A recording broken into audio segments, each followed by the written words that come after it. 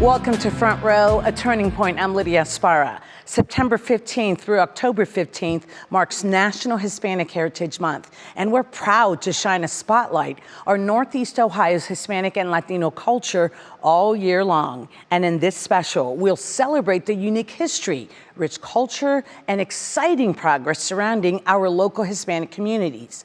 We begin our show with a look at the complex conversation around the word Hispanic itself and how diverse identities are evolving and expanding inclusion and pride. WXIA's Jerry Carnes explains. It's a month set aside to focus on traditions brought to the United States by people with ties to more than 20 countries. Number of countries coming together to celebrate what brings us together. Family, love of community, hard work. Hispanic Heritage Month unites a variety of cultures with much in common, but many of the 60 million Americans who are part of the celebration have issues with the term Hispanic. Let's look at why this important celebration has held on to the name for more than 30 years. The word Hispanic refers to people with roots in Spanish-speaking countries in Central and South America, as well as the Caribbean. Gigi Pedraza of the Latino Community Fund says the term dismisses the history of those countries prior to the time when they were invaded by the Spanish. It's defining us by the language that they brought, right? Spanish. In the 1960s, the U.S. Census Bureau was looking for a way to identify immigrants from Latin American countries. Pedraza says at the time, the term Latino had negative connotations. The term Latino was very much seen as a foreign term. So foreigners from Latino America coming to the U.S. So the Census Bureau settled on Hispanic.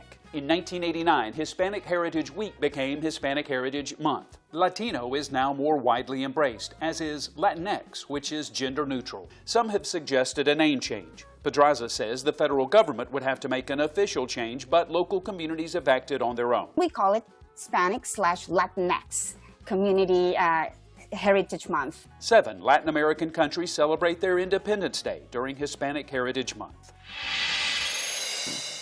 During Hispanic Heritage Month, we highlighted an outstanding educator with a passion for helping immigrant children succeed in school. She left such a lasting impact on the local education landscape that a Cleveland school was recently named in her honor. Here's January Keaton with the story of Natividad Pagan. Her name just came out because she was such a community leader and people voted. A few weeks ago, Thomas Jefferson School on West 46th Street officially got a new name. I'm the head principal here at Natividad Pagan International Newcomers Academy. Natividad means birth in Spanish, and head principal Marisol Burgos said that's quite apropos. The school is the birth of something its beloved former principal and the school's new namesake was passionate about. Natividad Pagan was very community oriented. She was very involved. She wanted students to succeed. It didn't matter what background. She came to Cleveland at the age of 7 from Calle, Puerto Rico. And like many, had some struggles learning English. English learners were students that were a second thought. She was a firm believer of that all children should be equitably educated. Especially her heart felt with children who were English learners. Natividad Pagan, or Miss Pagan, an educator for 40 years, took the Newcomers program, designed for refugee students and students with interrupted formal schooling, and developed an integrated dual-language school model for pre-K through 12th grade.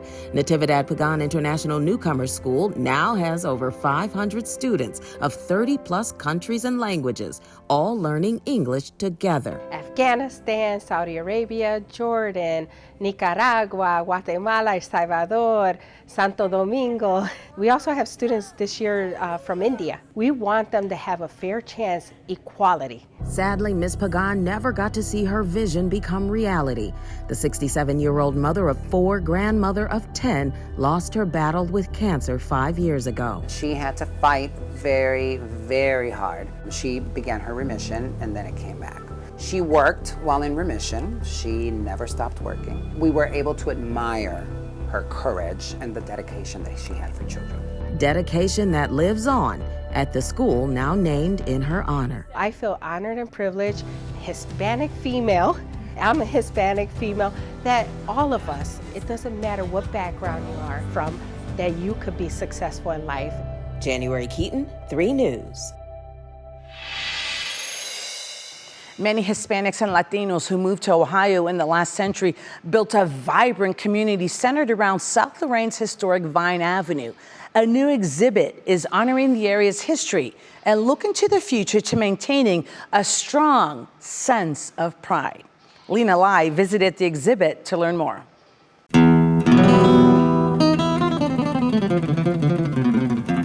Near the shores of Lake Erie and in the shadow of idle steel plants is Vine Avenue, the birthplace of Lorain's Latino community more than a century ago. Vine Avenue was the heart and soul of South Lorain. It stretched from 28th all the way down to 34th Street. Eileen Torres, Joel Arredondo, and Cookie Arroyo grew up here. Their families are among those who shaped these streets. Their memories of those days run deep. When the steel mill brought thousands of workers from Puerto Rico and Mexico, the family settled around a 4-block area of Vine, where they found comfort at Sacred Heart Chapel. This was a whole new culture for our parents. You know, they left their families behind, left their culture, left the weather. It was totally different. So the church kind of took us in. By the 1940s, Vine Avenue became a vibrant hub of business, from bowling alleys to butchers, bars, and everything in between. Back then, everything on Vine, you could get anything you wanted. If you wanted to go somewhere and see and be seen, Vine was the place. Vine's rich tapestry of history now on vivid display in a traveling exhibit called the Latino Lorain History Project, celebrating 100 years. The 3-year project by the Lorain Historical Society, Oberlin Heritage Center, and El Centro finally shines a light on a long-ignored part of Lorain's history. The rest of our community needs to know that we've been here for a long time and we have added to the fabric of this community. But today, what was Vine Avenue is no more.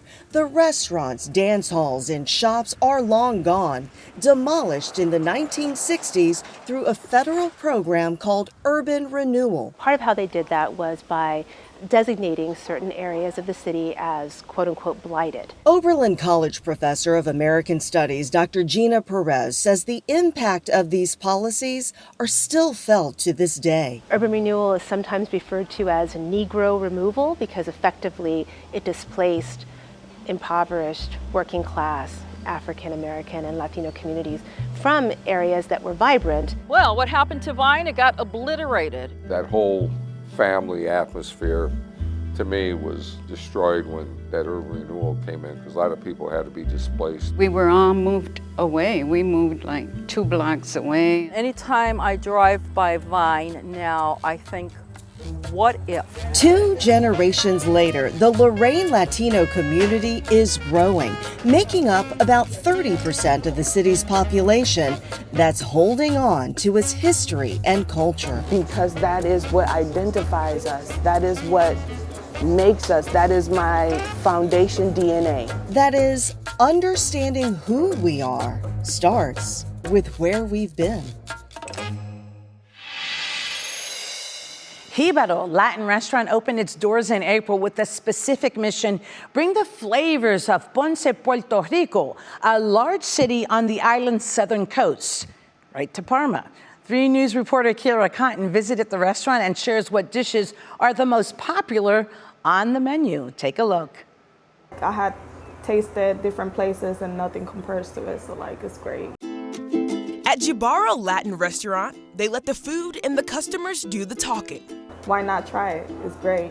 It's different flavors, different things that you probably never tried before. The newly opened restaurant in Parma serves up authentic Puerto Rican cuisine with influences from Ponce, the owner Gene Garcia's hometown. It's important, like my culture. I'm from Ponce. I'm trying to bring out the season from Ponce here. Gene and his mom moved to Northeast Ohio almost a decade ago. And while the restaurant is new to the area, they aren't new to the business. Oh, whole life, everything. We have restaurant before on Puerto Rico, all my family. And Jean isn't afraid of hard work. Jabaro is open 6 days a week from 8 in the morning until 8 at night, serving breakfast, lunch, and dinner. Work a lot of hours. Yeah. No sleep, just open. But for his customers, it's worth it. I just love the taste of the food. It's like super like the real Puerto Rican flavor. Flavor that Jean is confident can't be recreated anywhere else. What do I need to have in my kitchen to make my food like yours? Like my hands. Yeah, my hands too. It's me. Okay. All in all, Jean's goal is for everyone to experience a little piece of Ponce and Parma. For 3 News, I'm Kiara Cotton. Hispanic heritage is, of course, very diverse. And now there's a few efforts to include those who also identify as LGBTQ+. Here's Marissa Saenz with a look at how the Latino Pride Project is already making an impact across communities right here in Northeast Ohio. Marisol Martinez recognizes Cleveland as home. This is my base, it's my roots. But to really understand what got her where she is today, you have to go back to the beginning. I was born in Yauco, Puerto Rico, and in Barrio Palomas. Immigrated here or came here to Cleveland at the age of 3.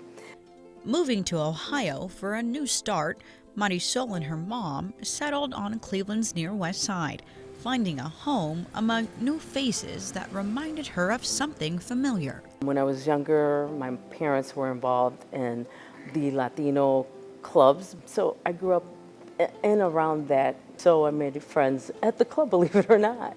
And outside of that, you know, people became family. After high school, she'd set out to different parts of the United States, like New Jersey and California. But deeper down, there was another part of herself she was discovering. Growing up, I kind of knew, I kind of knew at 7, you know, I'm like, well, I like girls, you know. For 17 years, Marisol hid her sexual identity from the world. That was until a friend confided in her that he was gay, which gave Marisol the courage to express herself. So when I did come out, I came out to my close friends and they're like, oh, we kind of already knew.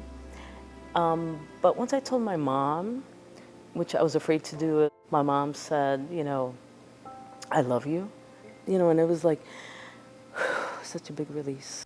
In the years that followed, Marisol used her voice to advocate for causes she believed in, becoming one of the most recognized leaders among Cleveland's Hispanic community. Everybody is interested in tapping in and knowing who she is because of the way that she shows up. And so I think we should all be happy that we have this type of leadership. So much so, she's receiving a leadership award from the LGBT Community Center of Greater Cleveland later this month.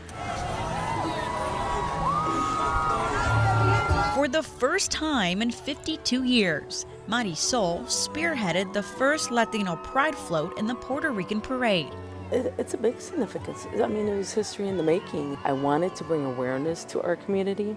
Our community, as you know, it's very macho and things happen where they're not talked about. She's helping reach a minority that's not only Hispanic, but also LGBTQ. I'm proud of Marisol, and you know, it takes courage. You could say Marisol is, well, a little bit of everything, which is all she wants to give back to her community. I wish I could say, here is your award, you know, and by me getting this award, I want to share it with them and say, this is for you too. Thank you for celebrating Northeast Ohio's Hispanic and Latino heritage and culture with us. You can watch more from our ongoing Attorney Point stories right here on the WKYC Plus app. And thanks for watching. For 3 News, I'm Lydia Sparra.